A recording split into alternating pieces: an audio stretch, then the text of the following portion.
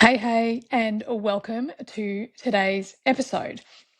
Now, if you are watching me on Spotify or even YouTube for that matter, I apologize for the camera quality. My computer blew up. Well, actually, it didn't blow up, it just stopped.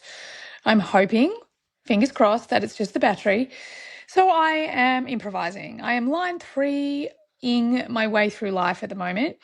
And ultimately, I feel like it's a big theme over this last couple of weeks. So, on today's episode, all I really want to do is I want to give you a bit of an update. I want to talk to you about feminine success because I just taught a whole 2-day event on it.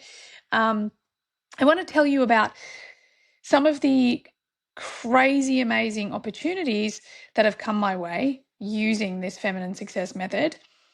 And I also want to talk about when the universe is trying to redirect you, how it can be so incredibly uncomfortable because it does sometimes feel like, how come the hits just keep on coming? And ultimately, it's always about the next redirection or the next invitation or response or whatever it is that the universe is trying to get us to see and move towards. Usually something we are afraid of or resisting or something along those lines. But hey, I'm going to start with a little bit of a life update. I often feel like you guys here on the main podcast, you hear my life updates because I'm constantly talking into my phone and telling you what's going on. And then I remember that actually that is the secret podcast. Now, last week, I had the most exciting adventure, work week, brilliant, loved it. And I actually recorded a little like journal entry or diary entry every day of that week because I really feel like often I know one of the things that really helps me grow is to see behind the scenes, the truth of the visionary or how they feel or how they act or what's going on in their everyday life. I am not one that wants to see the highlights reels. I want to see the truth because so often once I get into the room with the actual entrepreneurs, then I hear the conversations that are being had. I think this is one of the places I have massively upgraded my frequency around money, actually being in the room with successful female entrepreneurs that are talking about money. I don't want to make a guess and I don't want to take someone's marketing as their be all and end all. I actually want to have the experience. And of course I do. I'm a line 3. That makes sense, right? So that's why I'm going to do today's episode. It's why I do my unfiltered secret podcast. But today I wanted to do a bit of an update and then I'm going to share with you kind of something that I'm going to bring to the podcast. And I want to say thank you to everyone who has listened along for a long time. I think one of the things that you see on my podcast is that I'm living in alignment with my design. So often we will start something. I'll give you an example. I started unpacking charts. So I've done Manifestor, I've done Manifesting Generator. And ultimately it came to this place where I'm like, it just doesn't give me energy. So here I am, my line 3 is experimenting. I'm really listening to my MG energy. We didn't actually get much feedback from you guys about them, but we always get lots of really epic feedback about the solo podcasts. So we kind of came back to the solo podcast. And ultimately that's where a lot of the secret, the unfiltered podcast came from, because it really is behind the scenes. I'm taking you everywhere.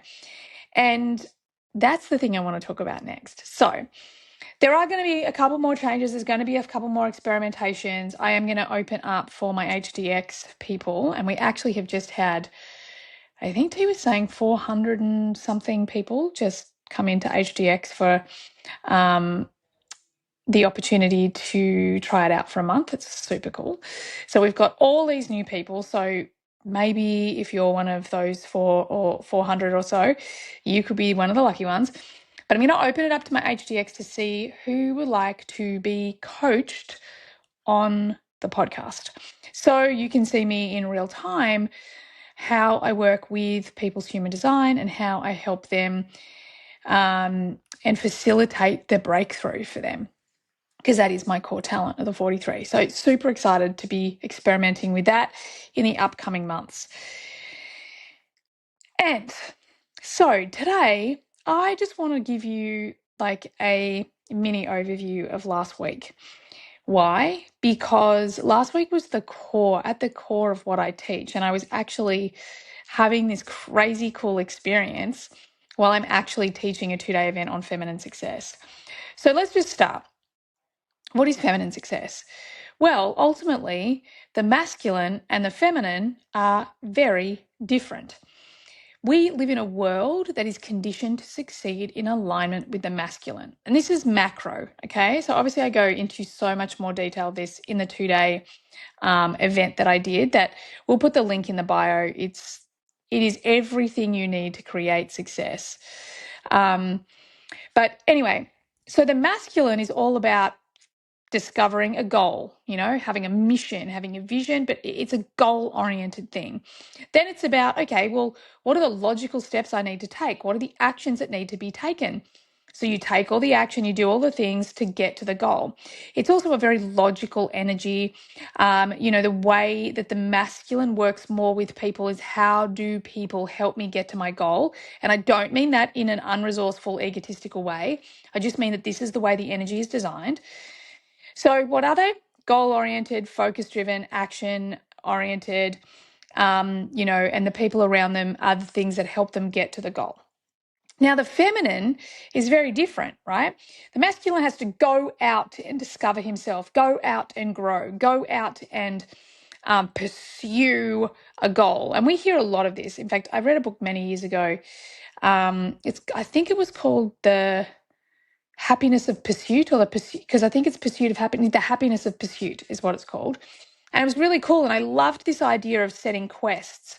And I tried it a couple of times. It just was like, oh, I'm just exhausted. And it's this place where I really started to see that where masculine success has taught us to go after something. Okay. And that works brilliantly for men, or anyone who's predominantly in the masculine, that's meant to be predominantly in the masculine. But those of us that are women or predominantly in the feminine, that's not true for us, because that's not how we achieve our vision.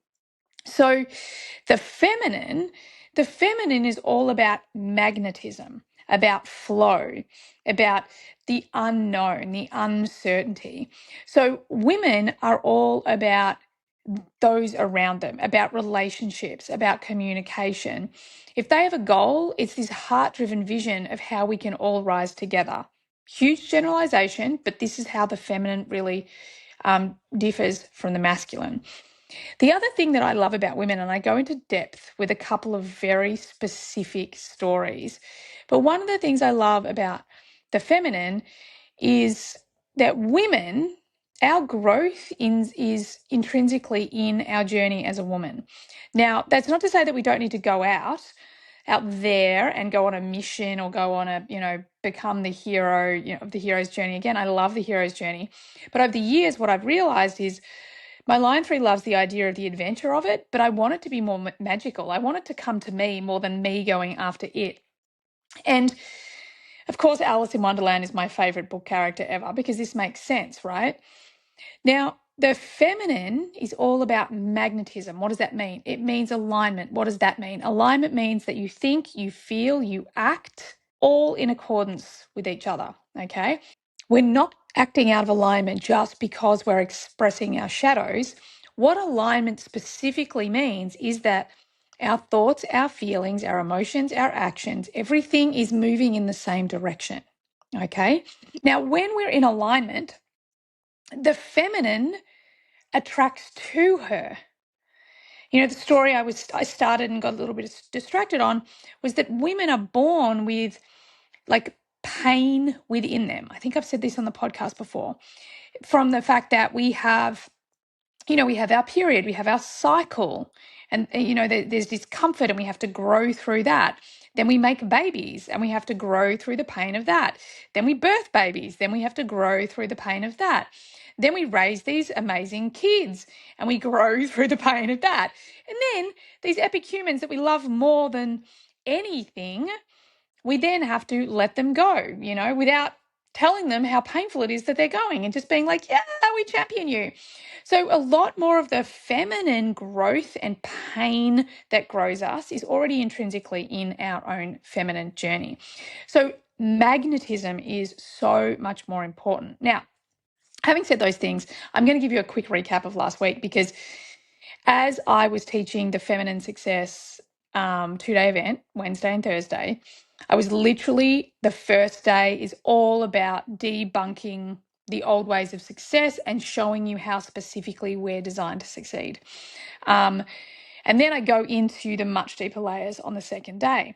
But what was really cool was that on day one, I had actually been invited to a cool lunch up in Brisbane, which is about 2.5 hours away, depending on traffic, from my place, with a bunch of other 7 and 8 figure entrepreneurs, female entrepreneurs, similar spaces in digital online businesses predominantly.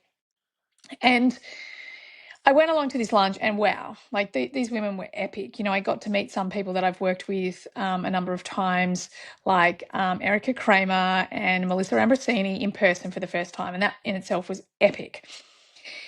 And we got to have some time masterminding. And one of the things that I noticed is, although I'm sitting around with some of the most incredible women, deeply in their feminine, they're all stunning. They're all like the feminine thrives in community and connection and support. Like, that was brilliant. And that's what I was experiencing at this lunch. It was great. Except we were talking about all the masculine structure and strategy. We were talking about the top of our funnel. We were talking about how to launch a podcast. We were talking about getting a book deal. We were talking about, Instagram strategies. And although those things are really important, and again, on my 2-day thing, I talk a lot about this. However, the thing I was craving is I wanted to go deeper. I wanted to understand the women, their mission. What's the vision that they have for this world that we're, all in it together creating? I wanted to go to this deeper, intimate connection space, which is the feminine, right? And that was really fascinating to me, that we have these very aligned women doing really great things in the world, yet a lot of the conversation was still on a lot of the masculine structures. And to me, one of the things that set me free in my business is being able to create the masculine structure in my business. So the masculine of the business allows my feminine to flow. All right.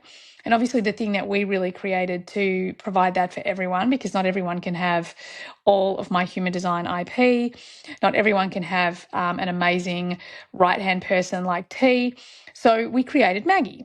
So Maggie can create the masculine container. So Maggie's the one that's talking about all the freaking funnels and strategies and conversions. And it's not to say that we're not across it. We are. But we don't have to spend so much of our energy in that masculine space. I can really be in the visionary space and be more and more magnetic. Now, why does that matter? It matters because this week I was invited, actually it was a couple of weeks ago, I was invited by Lorna Jane to come and contribute at her new retreat centre that she's just bought off Gary, Goro and Pete. Sorry, Pete, can't remember your surname, but Gary's business partner. Cool guy, both cool guys, super cool guys, incredible property. And I got invited along on the weekend to teach human design. And by the way, it was a very corporate audience. It was super cool. Like, these people were like, oh, this shit sounds a bit woo. But it was super cool because I love that audience, because I have such a science background and I'm such a behavioral background, and I just built this beautiful pathway to bring them along. And I think I'm going to say 3/4 of the room were like, where do I sign up? So that was a really good result. Now, one of the things that I really talk about a lot with feminine success is that we are designed to bring opportunities to us, to attract them to us, but we must be in flow. What does that mean? We must be in a space to receive. Now, there are lots of factors that go into that. I mean, self-worth. I talk about the pillars of the things I really believe that we need to become super magnetic as women. But this specific story, right? It's one of my favorite feminine success stories because Lorna Jane Clarkson, for my American audience, she's the woman that actually invented activewear. And she was the first person to call it activewear. And she has been recognized globally as that person. So if you think about the really big activewear brands globally, that's all because of this woman, Lorna Jane Clarkson. Now, I'm pretty confident you can buy Lorna Jane in the US, but just online. She did have actual stores in the US up until COVID. But we're talking, and I don't know for sure, and I should have probably looked up ChatGPT, but we're talking like $100 million business. It's a fucking huge business. And one of the things that is so important to understand about feminine success, like when I think about Lorna, and I get to spend time with Lorna now, like we're friends. Like I got to sit there in a room facilitating, the Q&A after doing my human design thing with Lorna Jane Clarkson, and with watching all these people just like hang on every word that she says. And she keeps referring to me as her friend. I'm like, well, fuck me. This is feminine success for me because that woman is epic. So if I get to be in the room at any point to hear how this woman has built such a hugely successful business, especially in fashion retail, especially in the activewear space. There are so many brands. When she talks about retail and she talks about, successful brands, like I didn't realize until a number of months ago that so many fashion brands, they're constantly running at a loss, like it's the investors that are keeping them, afloat. And she's actually, and her husband, well, up until very recently, her husband was a CEO, which is another beautiful story in itself. Like talk about building the masculine container. Like he literally built the masculine container. He saw the vision at this massive, like how big Lorna Jane could be. And she was just like, hey, I just want to help women. This is what I want to do. But my whole point is, at no point in my strategic planning did I sit down and say, well, I would really love to collaborate with Lorna Jane Clarkson, and I would love to be invited to contribute human design at her retreats, because why would I write that? Because she didn't even have a retreat center back then when I was doing my planning. Like the feminine is more about leaving space for the epic, for the greatness to step in. It's also, there's this really cool story that Reese Witherspoon tells over and over, and it actually originated from a speech she did many years ago when she started her production house. And she would say the thing that she doesn't understand in movies, and I'm completely going to wreck this because this is nowhere near word for word. This is how I've interpreted it almost. But what she talks about is, how in movies there's that moment where the woman turns to the man and goes, oh my God, what are we going to do? Well, Reese was like, that's bullshit. That never happens. When the shit hits the fan, the women are like, get the fuck out of my way. I'm going to sort this shit out. And this is the thing that I think is so powerful. It's that when women are in their power, in their magnetism, and in most cases in response, this is where our power really amplifies. We don't need to know the path. We are so good in uncertainty. We are so good at get out of my way. I can handle this. I can take care of this. And I feel like this is such an important message that female entrepreneurs need to hear right now. Like, yes, it's important. I mean, we know all of our conversions. We have, top of funnel, middle funnel, end of funnel. We have like all the strategy in place. We do all the things. We also realize it's not the most important thing in this business. My alignment to my design and each one of my team members' alignment to their design, that's the most important thing, that we are being authentically ourselves, that we are being magnetic. Then everything else comes to us. And even the structure and the strategy of the business has happened that way. Like we never went out looking for even a consultant to work with when we worked with Nikki. Like it was very serendipitous. We didn't even know we needed one, and we just followed strategy and authority. We got there. she implemented so much that took so much off Taylor's shoulders. Then we hired or amplified Sherelle's role, and then all of a sudden there's more space, and then all of the new level of structure strategy came in. So we amplified our dream client, we amplified our marketing, our messaging. Then AI came in, so that amplified even more. So again, we're in this place where we are allowing the business, we are allowing our own success to lead us. And that is the feminine success, because we grow through having opportunities show up that come to us. Whereas the masculine is so much more about going out and finding himself and, finding the solution and achieving something. Now, let me also just say that doesn't mean that we're not designed to achieve, because hello, I am a high achiever myself. One of the things that I have learnt though is that I don't need to hustle for it. I don't need to chase after what I think I want, because ultimately what I think I want is not the thing that shows up. It's the thing that is most aligned for me.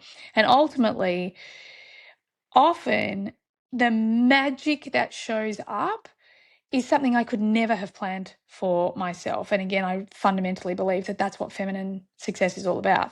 It's not about having a really clear goal, a absolutely refined action plan, and going out and taking massive action.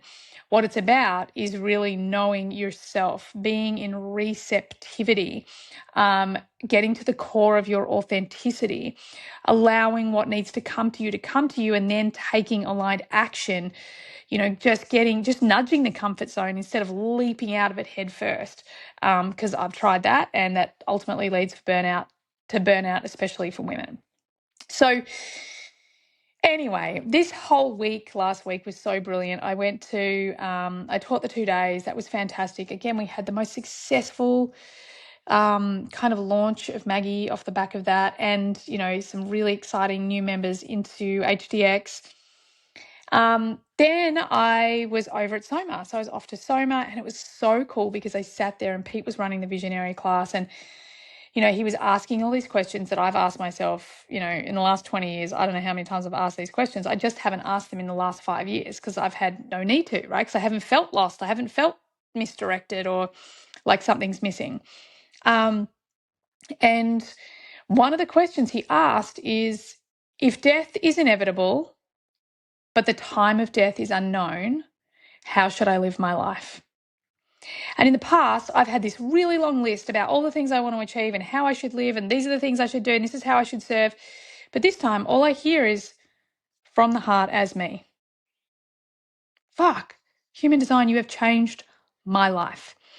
I have stopped the hustle. I've stopped chasing something, because the intuitive, the correct answer for me was from the heart as me. And for me, that's massive, because ultimately I do want to have a big impact. And for many years, I've worried about how to achieve that.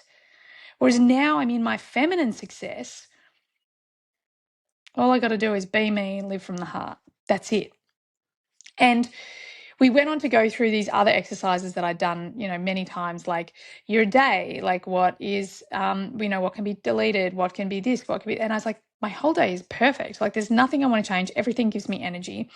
And it was such a beautiful opportunity where there were a lot of people in the room from a corporate perspective that were like, well, shit, I'm not doing anything that's in my excellence. I'm not doing anything that I love that lights me up.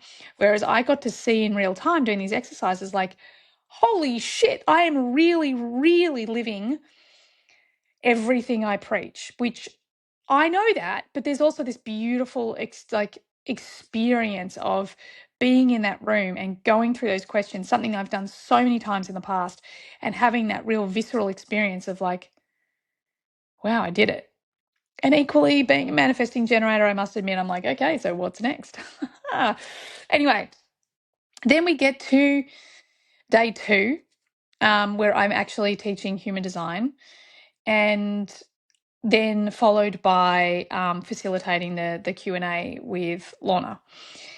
And one of the things that I kind of looked back after the event and gave myself a bit of a pat on the back, got to be honest, is the way I started the talk was really ballsy, especially, and I feel like really ballsy, I should say something much better that's more feminine, but, really gutsy, especially to an Australian audience, because I kicked off saying, well, I'm going to tell you a little bit about me. So I am one of the leading names in human design globally. I have a multiple seven-figure business. I just went through like my dream life. And I got to the end of this and I said, now I fully appreciate in Australia, we don't like a tall poppy. But it wasn't always like that. There's a reason for this. Anyway, and I did think at the time, I'm like, wow, you're being really ballsy. There's definitely a level of even me being a little bit like, oh, don't be cocky, because it's something I've worked on. Back in your box chocolate, I've worked hard on that. But these are all things that they're real. It's me. And if a man said it, you wouldn't flinch, right?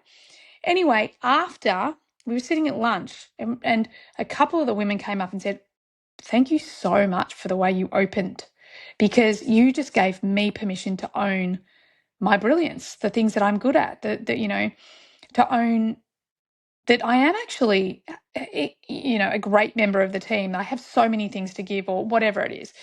And I was like, whoa, I didn't expect that. I kind of expected it to be a little bit off-putting, but in the best possible way.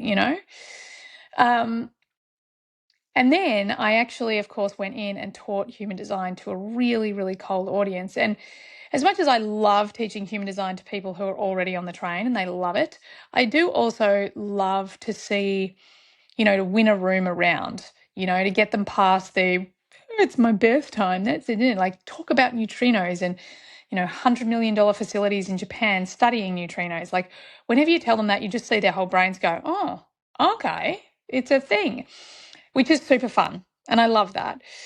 So, yeah, then I got this opportunity to ask all these questions of Lorna Jane about her and her business and growing this huge business and how she deals with challenge. And, one of the things that really stood out, there were so many things that stood out actually, but two things I want to share with you. Number one is one of the things about Lorna Jane that I noticed right from the beginning, but it's also something that she prides herself on, is that she skews optimistic. Same as me. I skew optimistic. What does that mean? It just means that you're looking for the possibility, the good, the assumption that things are going to work out. And I think often a lot of people can poo-poo that energy. And it's funny because both her and I have a shared kind of story from childhood where people would just think we're a bit much or a bit flaky or a bit whatever. But it's because we don't spew, we skew optimistic, and that makes other people uncomfortable. Yet you look at how much success this woman has created, and I'm like, well, I'm just going to stay on the optimistic road. The other thing that she talks about unapologetically is her self-belief. And she will say, like, it doesn't mean that I'm walking around thinking that like I'm the shit, but she does believe in her brand, in her vision. I don't know how many times I've heard this woman say, it's not about the money. It's not about money. It's never been about the money. Yet she makes really fucking good money. Like, I'm like goals.